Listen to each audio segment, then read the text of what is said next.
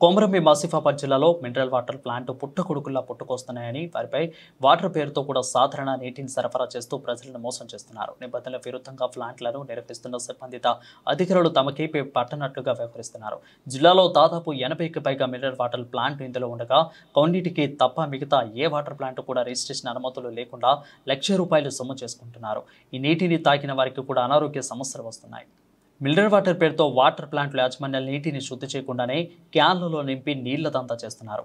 నీళ్లు నిల్వ చేసే వాటర్ ట్యాంకులను కూడా నెలకు తరలబడి శుభ్రం చేయకుండా వాడటంతో నాచు పేరుకుపోయి అధ్వానంగా మారాయి. కాగా నీటిని శుద్ధి చేసిన తర్వాత నిబంధనల ప్రకారం తేదీ వివరాలను క్యాన్లపై కూడా స్టిక్కర్ను వేయవలసి ఉన్న ప్లాంట్ల యజమానులు ఎవరూ పాటించడం లేదు.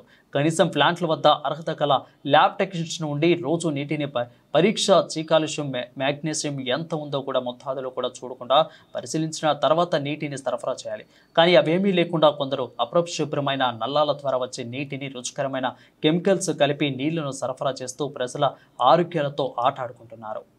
చూద్యం చూస్తున్న అధికారులు వాటర్ ప్లాంటు ఐఎస్టీ అనుమతులు పొందాలంటే ₹1,00,000 వరకు ప్రభుత్వానికి చెల్లించవలసి ఉంటుంది.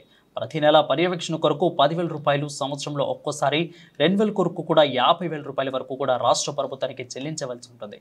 సంబంధిత శాఖలోని కొంతమంది అధికారులు ముడుపులు చెల్లించి ఇష్టానుసారంగా నీటిని విక్రయిస్తూ ప్రజల ప్రాణాలతో చెలగాటమాడుతున్నారు.